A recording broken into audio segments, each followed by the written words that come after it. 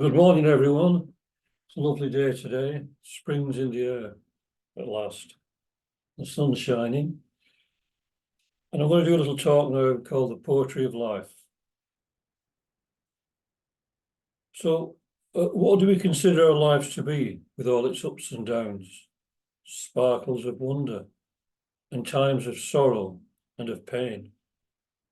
If we look within, we will see that life is a poem that we are all creating, and that beauty is what we are in essence, away from the crazy illusions that so-called life forces upon us. So the meaning of the word is often limited just to literary works. But can we find a deeper meaning? Poems vary from the highly spiritual to the worldly and prosaic. A true poem touches the soul and fills the heart with a sense of harmony and peace. It also embraces us with pure love and a longing for something beyond the mundane. When we pursue that often inexpressible yearning to find some spiritual stability in our lives, the barriers between the shadow world of conventional thought and action slowly dissolves, and a brightness begins to emerge, like the advent of spring. When our spirits are lifted by the increasing light and warmth and return of life after a long winter. All along the path, we are writing in our souls something of great beauty, and we are dispelling the sadness that a misunderstanding of our true nature creates. We are bringing to life this poetry and this drama. Every one of us is unique, and every story is different, but they all lead along the mystic path to enlightenment. If only we become aware that we are spiritual in essence. The poet Percy Bysshe Shelley wrote in his defense of poetry, "The mind is its own place, and of itself can make a heaven of hell, a hell of heaven. But poetry defeats the curse which binds us to be subjected to the accident of surrounding impressions. And whether it spreads its own figured curtain or withdraws life's dark veil from before the scene of things, it equally creates for us a being within our being. It makes us inhabitants of a world to which the familiar world is chaos. It reproduces the common universe of which we are portions and percipients, and it purges from our inward sight the film of familiarity, which obscures from us the wonder of our being. It compels us to feel that which we perceive and to imagine that which we know. It creates anew the universe after it has been annihilated in our minds by the recurrence of impressions blunted by reiteration." Those are very deep words. Fantastic. I mean, he was such an amazing person. He died so young, and yet he left behind such a legacy of amazing poems and philosophical insights into life. Incredible. That's an incredible quote. Really amazing.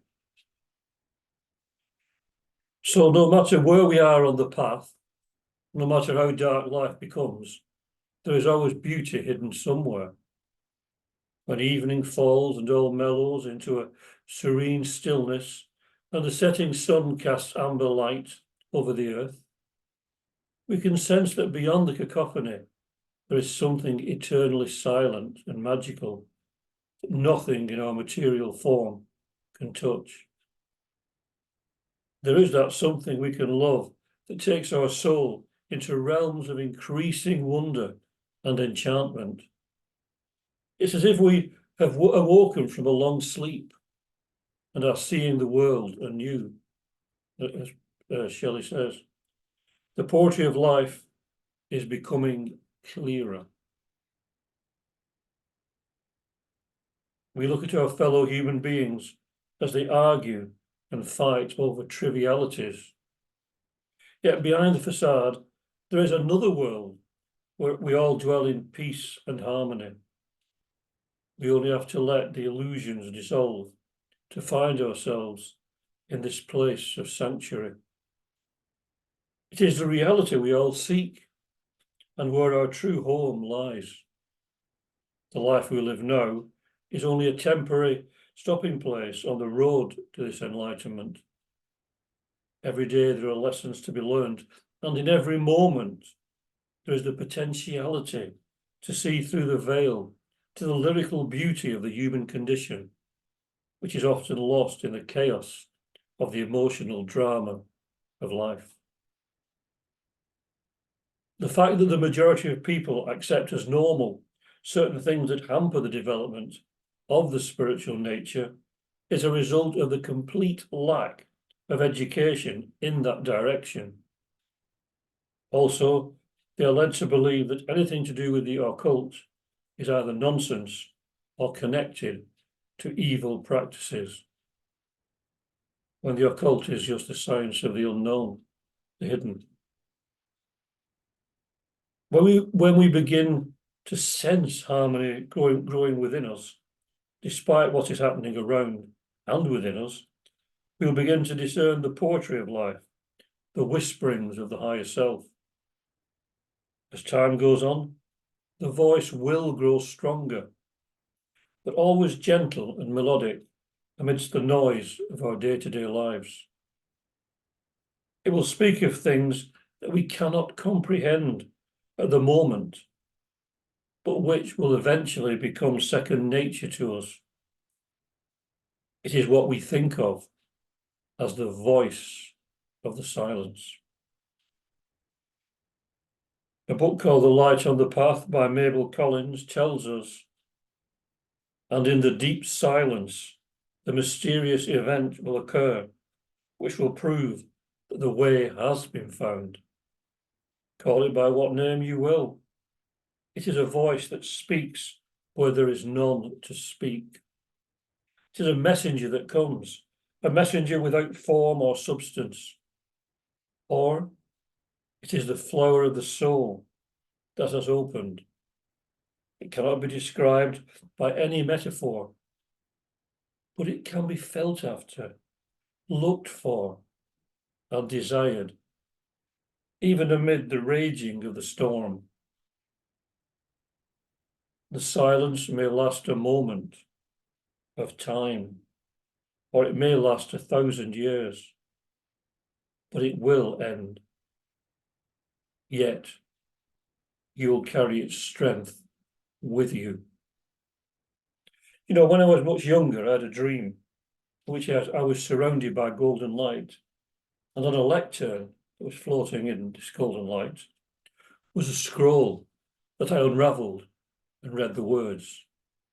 I can't remember what those words were, but now I feel that they may have been this poetry of my life ahead, unfolding. So many people feel the poetry of life, but cannot express it in words, but may do in thoughts or actions. These are people who know that harmony is what the world craves, and take a position in life that, according to their way of thought, will help to bring about that harmony. They may work for the emergency services or become doctors, nurses, relief workers, religious leaders, counsellors, or even politicians, if their motives are for the good of humanity. Unfortunately, not many are, but there are some, there must be some. Then there are those who have the ability to create harmonious vibrations, poets, musicians, writers, and artists, who have gained some understanding of what is beneficial and useful for the world in general. A pre-Raphaelite artist, Edward Burne-Jones, stated, "Only this is true, that beauty is very beautiful and softens and inspires and rouses and lifts up and never fails."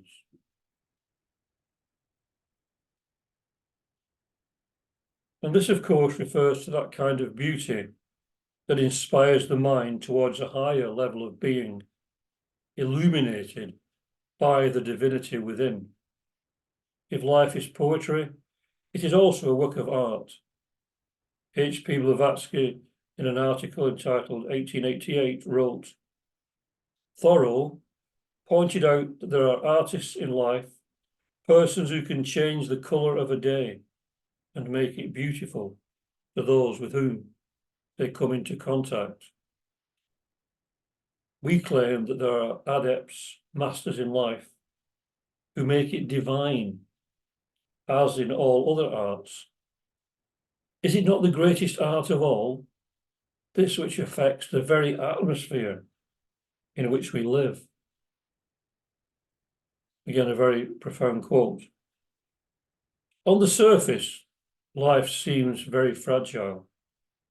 You can often see it in the eyes of people who feel lost amidst the rush of life.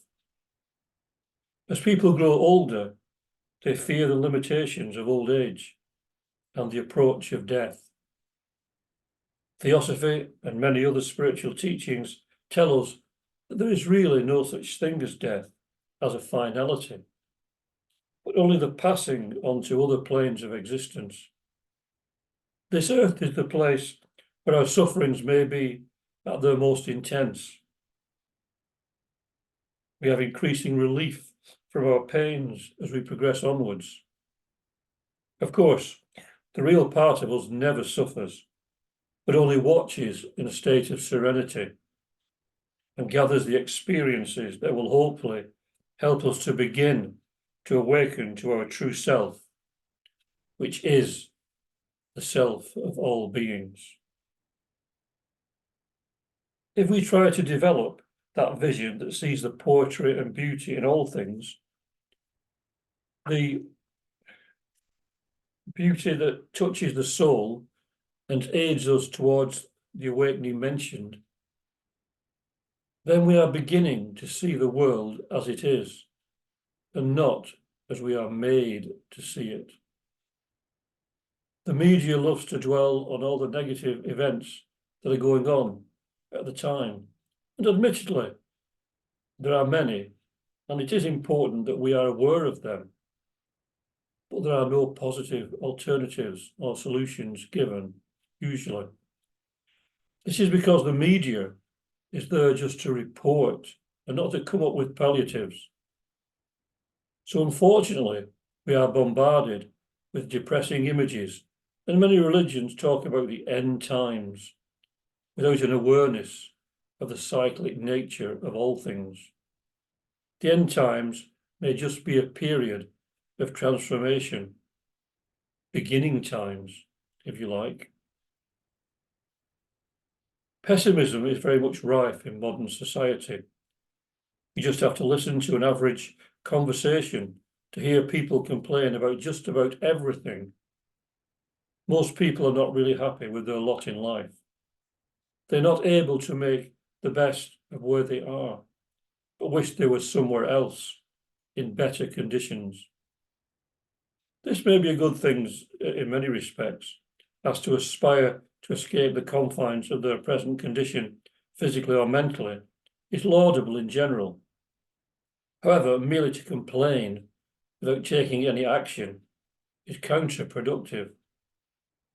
An awareness of the spiritual self, wherever we are in life, is the highest we can aspire to, and is an inner journey, regardless of our geographical location or position in life. Plotinus expressed it beautifully and very poetically in his essay on beauty, in a quote I often use. It expresses the true poetry and artistry of life. He says, withdraw into yourself and look. And if you do not find yourself beautiful yet, act as does the creator of a statue that is to be made beautiful. He cuts away here, he smooths there, he makes this line lighter, this other purer, until a lovely face has grown upon his work. So do you also. Cut away all that is excessive, straighten all that is crooked, bring light to all that is overcast, labour to make all one glow of beauty, and never cease chiselling your statue until there shall shine out on you from it the godlike splendour of virtue, until you see the perfect goodness surely established in the stainless shrine. When you know that you have become this perfect work, when you are self-gathered in the purity of your being, nothing now remains that can shatter that inner unity, nothing from without clinging to the authentic man. When you find yourself wholly true to your essential nature, wholly that only veritable light which is not measured by space, not narrowed by any circumscribed form, nor diffused as a thing void of term, but ever unmeasurable as something greater than all measure and more than all quantity. When you perceive that you have grown to this, you are now become very vision. Now call up all your confidence. Strike forward yet a step. You need a guide no longer. Strain and see. And that puts it all very beautifully. We are all writing our own poetry in our souls day to day and day by day, creating our own story in either a cold, lifeless way or rich with beauty and light. It doesn't matter where we are or what our condition in life.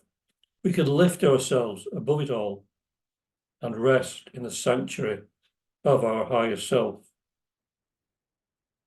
As we walk through our lives, we can see the world as a vast art gallery with so many wonderful and terrible images presented before us. All people share the same beauty. They are all working on their statue at various stages. What will it look like as a result of their thoughts and actions in life? There are many grotesque statues created in the world today, as well as ones of outstanding loveliness. Not only should we think of creating this statue individually, but also as regards the planet in general. We do this through love of our fellow creatures and the desire to regenerate the world and bring it into being as a heaven on earth. Now, in poetry, the use of words is very important.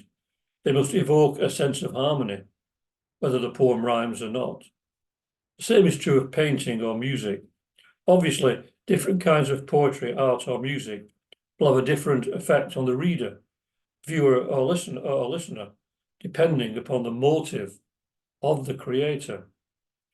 But here we are discussing that which will stir in our souls a longing to awaken to what we are in reality.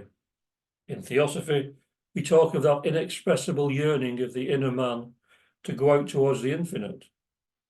And that is the feeling that true poetry, on whatever level, should inspire. There is poetic music, poetic art, and poetic living. Words can heal and give others hope in troubled times. Make people know there is something beyond words that speaks to that dimension of our being that the mind cannot reach, where everything is so much more vivid and where we can move freely without the constrictions others put upon us. That the world needs to become aware of what our relationship is to other human beings and all other inhabitants of the kingdoms of nature is evident. As a society, we rush on oblivious of the terrible consequences of our actions, or in some cases, indifferent to or even careless of what ensues. It is time we opened our eyes and saw this magic and beauty of the planet that we live on, and our responsibility to all other life forms on this shining globe of ours. It is time we heeded the voices of poets, musicians, and artists, inspired by what lies within, and looking within ourselves, find that harmony that lifts us beyond the cacophony of our thoughts and emotions to that haven of pure love and peace that all the great spiritual teachers throughout the ages have pointed to. Sadly, the majority have ignored the message, and many have attempted to create a hell on earth by promoting the great dire heresy of separateness that weans us from the rest. But fortunately, there are those who are awake to what really matters and are keeping the light shining.